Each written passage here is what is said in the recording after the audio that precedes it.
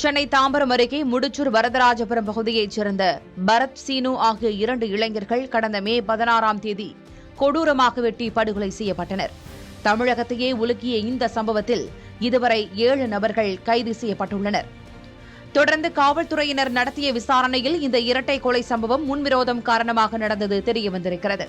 அதேபோல கடந்த சில நாட்களாக சென்னை காவல் எல்லைக்குள் ரவுடிகள் மோதல், போதைப்பொருள் விற்பனை தடுப்பு, கட்ட பஞ்சாயத்து உள்ளிட்ட சட்டவிரோத செயல்கள் அதிகரித்து வந்துள்ளன.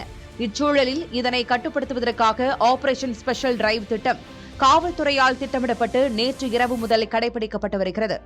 இதனையடுத்து ரவுடிகள், போதைப்பொருள் விற்பனை நபர்கள், கட்ட பஞ்சாயத்து ரவுடிகள் ஆகியோரை கண்காணித்து கைது நடவடிக்கை மேற்கொள்ள சென்னை காவல்துறை தீவிர நடவடிக்கை எடுத்து வருகிறது. நேற்று இரவு ஆபரேஷன் ஸ்பெஷல் நடவடிக்கையானது ஆரம்பிக்கப்பட்டது. இதன் எதிரொலியாக இதுவரை சென்னை காவல்துறையினரால் 100க்கும் மேற்பட்ட ரவுடிகள் மற்றும் சட்டவிரோத செயல்களில் ஈடுபடுவோர்கள் கைது செய்யப்பட்டுள்ளனர்.